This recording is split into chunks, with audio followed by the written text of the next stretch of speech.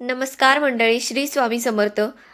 तर आज आपण जाणून घेणार आहोत मकर संक्रांती 2026ची माहिती. तर इंग्रजी वर्षाची नवीन सुरुवात होणार आहे आणि जानेवारी महिन्यातच आपला संक्रांतीचा सण असतो. तर मकर संक्रांतीच्या दिवशी भगवान सूर्य मकर राशीत प्रवेश करतात आणि आपले पुत्र शनी महाराजांना ते भेटायला जातात, अशी आख्यायिका आहे. मकर संक्रांतीपासून उत्तरायण सुरू होतं, म्हणजेच देवांचा दिवस सुरू होतो. या मकर संक्रांतीच्या दिवसापासून सूर्याचं उत्तरायण सुरू होतं आणि याच उत्तरायणाचा काळ अतिशय शुभ मानला जातो. आपल्या जीवनातील अंधकार नष्ट करणारा असा हा दिवस असतो. त्यामुळे मकर संक्रांतीच्या पुण्य काळात जप तप दान अवश्य करावेत. आता यंदा 2026 मध्ये मकर संक्रांती कधी येणार, मकर संक्रांतीचं वाहन काय आहे, मकर संक्रांती कशावर बसून येणार आहे, मकर संक्रांती कोणत्या रंगावर आली आहे आणि कोणत्या दिशेला जात आहे, आता पुण्यकाळ कोणता, मकर संक्रांतीचं संपूर्ण फळ, नक्षत्र कोणते, या दिवशी कोणते दान करावे, ही सगळी माहिती आपण आजच्या या व्हिडिओमधून जाणून घेणार आहोत. तर व्हिडिओ शेवटपर्यंत नक्की बघा. आता आपल्या हिंदू धर्मामध्ये मकर संक्रांतीला फार महत्त्व दिलं जातं. तर जेव्हा सूर्य मकर राशीत प्रवेश करतो त्या शुभ योगाला मकर संक्रांत असं म्हणतात. तर मकर संक्रांत हा सण आपण अगदी आनंदाने साजरा करतो. मकर संक्रांत हा सण नेहमी आपण पाहत आलोय की 14 जानेवारीला येतो किंवा 15, असं क्वचितच घडत असतं. 14 जानेवारी 2026 रोजी यावेळी मकर संक्रांत आली आहे. खूप दिवसानंतर असा योग आला आहे की याच दिवशी षटतिला एकादशी आहे. या दिवशी भगवान विष्णूंची पूजा केली जाते. अतिशय शुभ ही तिथी आहे. एकादशी मकर संक्रांती एकत्रित आपण साजरी करणार आहोत. शके 1947 पौष कृष्ण 11 बुधवारी 14 जानेवारी 2026 रोजी दुपारी 3:06 सूर्य मकर राशीत प्रवेश करतो. संक्रांतीचा पुण्यकाळ कधी आहे तर 14 जानेवारी रोजी दुपारी 3:06 पासून सूर्यास्तापर्यंत, म्हणजे 6:20 पर्यंत या पुण्यकाळात आपण काय करायचं तर महिलांनी वाण वसा करून घ्यायचा, वाण द्यायचं, दान आपण करू शकता, जप तप करू शकता. भरपूर काही गोष्टी अशा आहेत की ज्या तुम्ही करू शकता आणि याचं पुण्य तुम्हाला पूर्ण वर्षभर भेटतं. सूर्यदेवांची कृपा तुमच्यावरती राहते. जेवढी तुम्ही या दिवशी पूजा कराल तेवढी तुम्हाला त्याची जे काही पुण्य तुम्ही अर्जित कराल ते तुमच्यासोबत वर्षभरासाठी टिकून राहतं. आता या वर्षी मकर संक्रांत कशावर बसून आली, वस्तू कोणत्या परिधान केल्या आहेत आणि संक्रांतीने ज्या वस्तू परिधान केलेल्या आहेत त्या वस्तू आपल्याला वर्ज्य करावयाच्या असतात. तर या वर्षी सूर्याचे मकर संक्रमण बालव कारणावर होत असल्यानं वाहन वाघ आहे आणि उपवाहन घोडा आहे.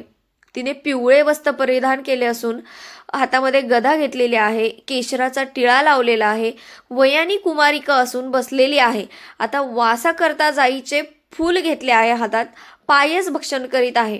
बघा, आता पायस म्हणजे खीर, म्हणजेच या दिवशी दूध किंवा दुधाचे जे पदार्थ ते शक्यतो खाणं टाळावं. सर्प जातीचे आहे. भूषणार्थ मोती धारण केले आहे. वार नाव व नक्षत्र, नक्षत्र अनुराधा आहे, वार नाव मंदाकिनी आहे. ती पूर्वेकडून पश्चिमेस जात आहे व वायव्य दिशेस पाहत आहे. संक्रांतीचे फळ, संक्रांतीने ज्या वस्तू परिधान केलेल्या आहेत त्या वस्तू महाग होतील. संक्रांती जेथून आली आहे तेथील जनतेला सुख प्राप्त होणार आहे. पर्व काळामध्ये द्यावयाचे दान, नवे भांडे, गाईला घास, अन्न, तिळपात्र, गूळ, तीळ, सोने, भूमी, गाय, वस्त्र, घोडा इत्यादी यथाशक्ती दाणे द्यावेत. मकर संक्रांतीचा सण हा 3 दिवस चालत असतो. संक्रांतीच्या आदल्या दिवशी भोगी हा सण साजरा केला जातो. तर यंदा भोगी हा सण मंगळवारी 13 जानेवारीला आलेला आहे. भोगी हा सण असणार आहे 14 जानेवारीला मकर संक्रांत आणि 15 जानेवारीला किंक्रात हा सण साजरा केला जातो. तर किंक्रात म्हणजे करी दिन गुरुवार दिनांक 15 जानेवारी 2026 ला असणार आहे. अशा प्रकारे 3 दिवसांचं वेगळं असं महत्त्व आहे. आपल्याकडे 3 दिवस अगदी छान आणि उत्साहामध्ये मकर संक्रांतीचा सण साजरा केला जातो.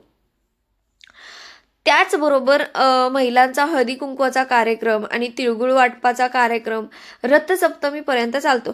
तर अशा प्रकारे तिळगुळ घ्या, गोड गोड बोला असं म्हणून तिळगुळ देऊन हा सण आपण साजरा करतो.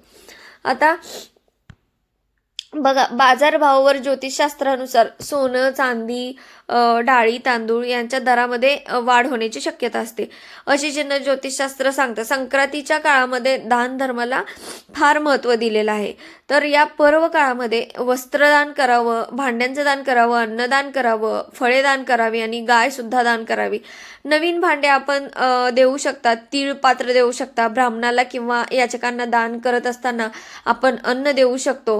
गूळ, तीळ, वस्त्र, गोग्रास अवश्य द्यायचा. या दिवशी आपण सत्यनारायणाची पूजा पण करू शकतो. तसंच तीळ हवन देखील आपण या दिवशी करू शकतो. आता या सगळ्या वस्तू आपल्या परिस्थितीनुसार आपण दान कराव्या, परंतु काहीतरी दान करावं. हा जो मकर संक्रांतीचा काळ आहे त्या काळामध्ये बघा उबदार कपडे, काही ब्लँकेट अशा वस्तू सुद्धा आपण दान केल्या जातात, कारण थंडीचे दिवस असतात. आपल्या ऐपतीप्रमाणे आपण नक्की करायचं. तसेच मकर संक्रांतीच्या काळामध्ये बघा दात घासणे, वृक्ष गवत तोडणे, गाई म्हशीची धार काढणे, तसेच बोलताना कठोर शब्द वापरणे, एखाद्याबद्दल निंदा वगैरे करणे, विचार करून बोला, तामसिक पदार्थ खाऊ नका, ब्रह्मचर्य शक्यतो पाळायचं आहे, या सगळ्या गोष्टी वर्ज करायच्यात. आता मकर संक्रांतीच्या काळात पवित्र नद्यांमध्ये स्नान करण्याला पण फार महत्त्व दिलेलं आहे.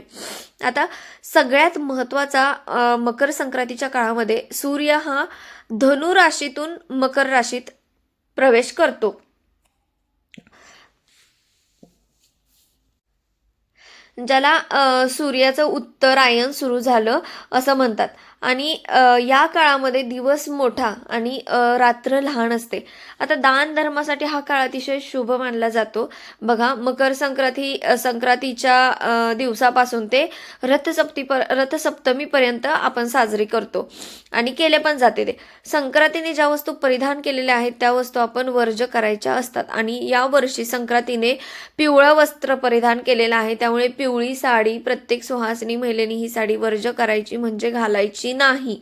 पिवळ्या भांगड्या किंवा पिवळ्या फुलांचा गजरा अजिबात घालायचा नाही. आता आपण जाणून घेऊया की या दिवशी कोणकोणते धार्मिक उपाय करायचे आहेत. तर या दिवशी उपाय सकाळी तीळ मिश्रित पाण्याने स्नान करून सूर्याला म्हणजे जलार्पण करायचं आहे. त्यात काळे तीळ टाकायचे आहेत. याने पितृदोष दूर होतो. लक्ष्मी प्राप्तीसाठी कवड्या आणायच्या आहेत. कवड्यांना दुधाने स्नान घालावे. एका वाटीत हळद घेऊन कवड्या ठेवायच्या आहेत. तिळाच्या तेलाचा दिवा लावून पूजा करायची आहे. मुख्य दरवाजासमोर तुपाचा दिवा लावायचा आहे. तसेच तुळशीला तुपाचा दिवा लावा आणि पूजेनंतर या कवड्या तिजोरीमध्ये ठेवायच्यात. आता इथे एक गोष्ट आवर्जून महत्त्वाची तुमच्याबरोबर शेअर करत आहे. बघा यावर्षी 2 पंचांगात वेगवेगळी माहिती आहे.